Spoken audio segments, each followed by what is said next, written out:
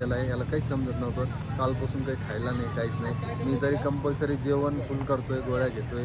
त्याच्यामुळे मला आता बऱ्यापैकी बरं वाटतं. आणि मित्रांनो, देवळातले देव जसं म्हणतात ना दिसतात, तसंच इकडे आल्याच. नमस्कार मित्रांनो. तर बघा, इकडं सध्या आपण आलेल्या बर्फामध्ये आणि एकदम बर्फ दिसत आहे, हे बघा. आणि खूप अनुभव येत आहे. पहिल्यांदाच बर्फ ज्या हातामध्ये घेत आहे आपण.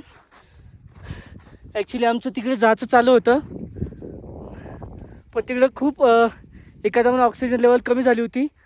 त्याच्यामुळं सहज इकडे आलो. चांगला बाबा म्हणून एक पॉईंट होतं, पण तिकडं न जाता इकडे आलो. आता थरथर हातपात कापत आहे, का थंडी खूप आहे. तर एवढ्या थंडीमध्ये शक्य नाही आहे. हात स्थिर राहील. आणि बघा, बर्फ हातामध्ये घेतलेला आहे पहिल्यांदा आणि खूप एन्जॉय करत आहे. ॲक्च्युली सर्व झालं आणि ती मित्र तिकडे गेलेले आहे आणि मला खूप भारी अनुभव येत आहे. बघा, बर्फाची हातात घेण्याचा अनुभव आज आलेला आहे आणि खरंच स्वर्ग आज पाहायला भेटत आहे. तुम्ही म्हणसाल की खूप हात हलत आहे, पण तसं वातावरणच तसं आहे. त्याच्यामुळंच खूप थंडी हवा आहे आणि खूप एन्जॉय करत आहे.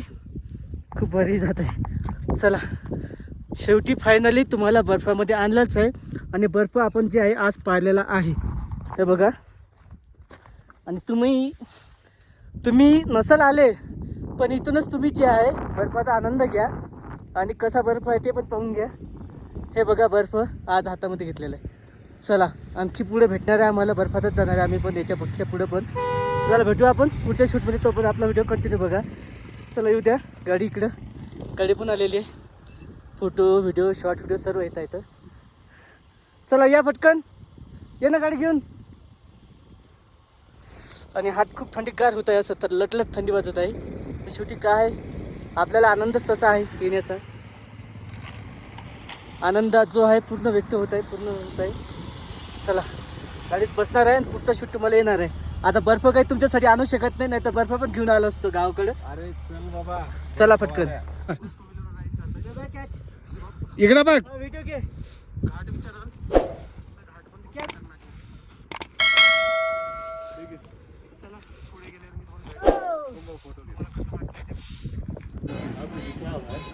How could you tell? How could you? How could you guess I was on a bicycle? I'm seeing. Yeah. Yeah. It is a chargeable. Okay. Powered by अरे Dal. बा, Happy journey. Happy journey. Thank you, G. What about खतरनाक. Yeah, it's cool. Look Okay. at this, the mountains. Yes. Okay, G. Bye-bye. Yes. किती भारी आहे. Okay, डन्स. Boom. Boom boom. सायकलवर प्रवास एवढा, ते पण 17,482 किलोमीटर प्रवास आहे. युकेवरून आपल्याकडे फिरायला येते आणि आपल्या महाराष्ट्रातून इथे फिरायला हो ना, यायला वेळ मिळत युके नाही. वरून तर नक्की एकदा सर्व फॉरेन आहेत. लेह लद्दाख फॉरेनर येत आहे, पण आपले भारतीय खूप कमी येत आहेत. तुम्ही पण या आणि प्रवासाचा आनंद घ्या. कोणी सायकल येताना दिसत आहे, कोणी गाडीने येताना दिसत आहे, तर कोणी गाडीनं, सर्वजण येत आहे. तर तुम्ही पण या. आणि बघा, इकडे फोटोशूट तर आहेच. थंडी खूप आहे, पण तर एन्जॉय पण खूप आहे. जसं की बर्फाचा एन्जॉय, फोटो काढण्याचा एन्जॉय आहेच तसं. इकडे फोटो वगैरे काढणं चालू आहे. तर सर्वांना गुड मॉर्निंग. आणि रात्री आम्ही इथं मुक्कामाला थांबलो होतो. इथं बघा ठिकाण आहे, ड्रिल बू असं ठिकाण आहे. तर काय इकडचं नावच वेगळं आहे, पण मस्तपैकी जे थोडंसं आराम वगैरे केला तेव्हा कुठे बरं वाटलं. पण रात्री एवढं परेशान झाली होती प्रवासामध्ये की अक्षरशः ना दिवसभर जेवण ना काही, पूर्ण दिवसभर उपाशी होतो. म्हणजे प्रवासामध्ये तुम्हाला जास्त खाणं पण अवघड असते. व्यवस्थितच डाएट करायला लागतं, नाही तर भेटलं तर काही पण खाल्लं असं चालत नाही. त्यामुळंच. आणि बघा, इकडं मस्तपैकी टेकड्या वगैरे आहे. आणि आता लेहहून डायरेक्ट आम्ही निघालेला आहे मनालीला. तर मनात थोडंसं आराम केला आणि आता मनाली जाणार आहे. मनालीहून पुढे दिल्ली पण गाठणार आहे. जेवढा प्रवास झाला तेवढा करणार आहे आजच्या दिवसात आम्ही.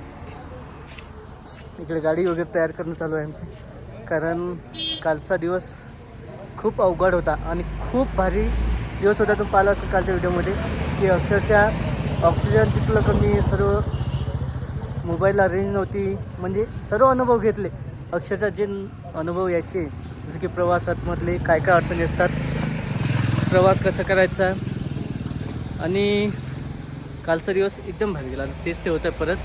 पण खूपच सांगायचं म्हटलं तर आज चालू शुक्रवारला काल तर चालायची पण इच्छा नव्हती. अक्षरशः काही जणांनी जेवण केलं आणि मी केलंच नाही, कारण प्रवास खूप अवघड झाला होता. असं आहे. आणि बघा इथं रूम वगैरे मस्तपैकी होती, चांगली रूम होती, भारी रूम होती. आणि सर्वजण आता सकाळी चहा नाश्ता पाणी करून निघायचं आहे आम्हाला पुढच्या रूटवरती. चला हा शूट कंटिन्यू बघा. व्हिडिओला मध्ये नवीन असाल नक्की लाईक सबस्क्राईब कमेंट करा, फॉलो करा. आणि आणखी काही असेल तर नक्की लाईक कमेंटमध्ये सांगा. आता आपण आलेली इथं अटल टनलच्या बाजूला, म्हणजे एक्झॅक्ट 1 ते 2 किलोमीटर अटल टनल आहे. ते आपण पूर्ण क्रॉस केलेले आहे. जवळपास 9 किलोमीटरची अटल टनल होती आणि खूप शॉर्टकटमधला जो प्रवास होता. कारण याच्या आधी आपण मनालीमधलं बरंचसं शूट पाहिलेलं आहे. रोहतांग वगैरे नाही तर रोहतांगला पण गेलो असतो आपण. इकडेच पाहिल्याच्यानंतर व्यवस्थित वाटत नाही आणि आता घाई लागलेली आहे घरी जाण्याची. त्याच्यामुळे जेवढे शॉर्टकट झालं तेवढे शॉर्टकट घेत आहे आम्ही. बघा इकडे जे आहे थोडंसं ब्रेक वगैरे घेतला आणि बघा म्हटलं इकडं थोडंसं भुट्टा थोडंसं खायचं आहे. आता इकडं नाव वेगवेगळे आहेत हिंदीमध्ये, पण डायरेक्ट मक्याचं कणसं म्हणतात तसंच भुट्टा वगैरे आहे. थोडंसं खायचं आहे आणि आता निघायचं पुढच्या प्रवासासाठी. तो पण थोडंसं फोटो वगैरे व्हिडिओ वगैरे शूट करून चालू आहे इकडं. व्हिडिओ घ्यायचं, फोटो घ्यायचं आणि खूप भारी एरिया आहे. HP प्रवेश केलेला आपण हिमाचल प्रदेशमध्ये प्रवेश केलेला आहे. आधी प्रवेश जे आहे आपला तिकडे होता देहरादून, उत्तराखंड, काश्मीरमधला आणि 2-3 राज्य फिरून आता आपण हिमाचल प्रदेशमध्ये आहे. हिमाचल प्रदेशमध्ये जायचं आहे आपल्याला. चंदीगड असं बरंचसं स्पॉट आहे. दिल्लीपर्यंत जायचं आहे. ते तुम्हाला पाहायला भेटणार पुढचं शूट. पण बघा इकडं जे आहे नजारा मस्तपैकी आहे. एकदम भारी नजारे वाटत आहे. आता बरेच जण आलेले असेल, काही जण नसेल आलेले, पण आपलं शूट जे आहे कंटिन्यू चालूच राहणार आहे. आणि बर्फामधला व्हिडिओ खूप एन्जॉय केला. त्यानंतर पण आपलं येणारच आहे पुढचे व्हिडिओ. चला बघा इकडं किती खोल दरी आहे. असं आहे. चला आणि हा रस्ता चांगला आहे. बाकीचा रस्ता एवढा खडतड होता की तिथून एक गाडीमध्ये पण जाणं शक्य नव्हतं. म्हणजे की एकदम लहान लहान रस्ते होते, कच्चे रस्ते ते पण. तरी पण त्या प्रवासामधून आपलं जो आहे सुदर्शन भैयानं व्यवस्थित काढलं. टेकड्या टाकड्या म्हणजे एकदम हँडल केलं. खरं तर एवढा प्रवास म्हटलं तर किती भारी होईल नाही सुदर्शन?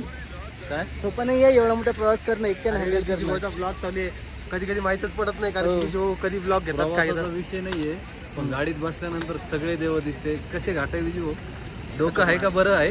हो आता मला एवढं परेशान झालं, पण एवढं ड्रायव्हर आपले जे सुदर्शन भैया आहे त्याला काय त्रास होत असेल इमॅजिन नाही करू शकत. कारण आपण मागं बसणाऱ्याला काही वाटत नाही, ड्रायव्हिंगवाल्याला काय वाटत असेल. सोपं नाही आहे. काय सांगू हा. तुम्हाला, देवळातले देव जसे दिसतात ना तसे आम्हाला देव पण दिसलेले आहे. कसं आहे विजय माहिती आहे का, आयुष्यात तुला सांगतोय अजून आता 5 वर्षानंतर आपण कुठं जाऊ शकणार नाही. हा 40च्या नंतर, जबाबदारी. 40च्या काय नंतर म्हणतो? जिम्मेदारी पण. त्या हिशोबानं आमचं आता बघितलं ना झाला विषय. आता इकडे येण्याचं आता डबल काम आहे का आपलं? नाही तेच तर आहे. आता आपण हेच पाहिजे रोहतांग ठिकाण इकडेच पाहिल्याच्या नंतर डबल पाहायची इच्छाच नाही होत ना. हा तसंच आता काश्मीरचं टूर रोहतांग आम्ही झालं. कॅन्सलच केलंय बऱ्यापैकी. अटल टनल मधून बाहेर आलोय, आता मनालीत जातोय. मनालीत थोडी मार्केटमध्ये फिरतोय घरच्यांसाठी, कारण भाऊनं त्यांच्या मुलासाठी एक स्वेटर घेतलं होतं आणि त्यांच्यासाठी घेतलं होतं, ते तिकडंच विसरले. त्याच्यामुळं आता थोडीफार त्यांना पण शॉपिंग करायची, मला पण करायची, बाकीच्यांना पण करायची. थोडं 1 दिवस इथं मनालीमध्ये मुक्काम करू. डबल उद्याच्या प्रवासासाठी आपण निघणार आहे डायरेक्ट दिल्लीसाठी. काय कारण म्हणतो? आता सर्व काही खरेदी करायला इकडे सोपं राहील. एवढं लांबून खरेदी करणं पण शक्य नव्हतं आणि एवढा नाही, दूरचा इकडं आम्ही प्रवास खरेदी करायसाठी विषयच नव्हता, कारण कारण टेकड्या आणि टाकड्या- खरेदीसारखं काहीच नसतं. कारण तिकडं फक्त तुम्ही फिरण्यासाठी आलेले असतात, खरेदीसारखं काहीच नाही तिकडं. प्रवास फक्त खूप तिकडं hard आहे. थंडीच आहे. पहिली गोष्ट प्रवास करणंच खूप किचकट असते. त्यामध्ये एवढं सामान घ्या, गाडीमध्ये भरा आणि निघा. एवढा टेकड्या टाकड्या आणि आमची गाडी फक्त पण ही हलते. गाडी आहे ना, त्या गाडीमुळं आम्ही इतक्या लांब आलो. नाहीतर दुसरी गाडी असती ना, डिझायर असती ना, डिझायरमध्ये आम्ही आलो नसतो. पण गाडी आहे, सगळ्या गोष्टी आहे आणि सगळे जवळचेच आहे. त्याच्यामुळे म्हटलं चला चालवायचं काही विषय नाही. असं नाही की मी 24 तास गाडी चालवतो. जेवढं आपण डेली गाडी चालवतो तेवढं दिवसभरात मी ते गावाकडे पण तेवढी चालू शकतो, चालू शकतो. आणि इकडे तेवढीच चालवतो. असं काही वेगळं पण करत नाही. रूट कसं आहे आता, हे घाटामधला रूट आहे. हा. दिवसभर घाटामध्ये फिरून फिरून चक्कर येतात, या. डोकं फिरते. हा, तेवढं तिकडे आहे. कसं प्लेन आहे, तिकडे अं, 1000 तुम्हाला किलोमीटर सांगतोय काय, मला 2 वेळेस प्रॉब्लेम आला, पण दुसऱ्या वेळेस डायरेक्ट ऑक्सिजन लावावा लागला. पहिल्या वेळेस मी सहन केलं गोळ्या बिळ्या, पण दुसऱ्या वेळेस ऑक्सिजन लावावा लागला. कारण काय माहिती आहे का, खाल्लं की गाडीत बसून आणि फिरून आणि वर गेलो 16, 17, 18 हजारापर्यंत वरती गेलेलो. 18,000 फीटपर्यंत आम्ही वरती गेलो. एवढ्या वरती ऑक्सिजनची मात्रा खूप कमी असते. 18,500 हां खूप कमी असते, त्याच्यामुळे त्रास होणं साहजिक आहे. आणि त्याच्यामुळे काय होतं माहिती आहे का, चक्कर येणं, मळमळ होणं, डोकं दुखणं, एवढे प्रॉब्लेम होते. काहीच problem समजत नाही काय होईल काय काय नाही. सांगायचं आहे का, आता? कमीत कमी 50 हां. किलोमीटरपासून झोपलेला आहे. याला काहीच समजत नव्हतं. कालपासून काही खायला नाही, काहीच नाही. मी तरी कंपल्सरी जेवण फुल करतोय, गोळ्या घेतोय. त्याच्यामुळे मला आता बऱ्यापैकी बरं वाटतं. आणि मित्रांनो, देवळातले देव जसं म्हणतात ना दिसतात, तसंच इकडे आल्याच्यानंतर फिरायला सोपं वाटते की आपण फिरायला आलो, पण एवढं सोपं नाही आहे येणं. पण ठीक आहे, एक वेळा जरूर यायला पाहिजे, जरूर एन्जॉय करायला पाहिजे. हे लाईफ पुन्हा येत नाही, एकदाच येते. त्याच्यामुळे फुल माहोल करा आणि तुम्ही पण या आणि एन्जॉय करा. चला भेटू आपण पुढच्या शूट.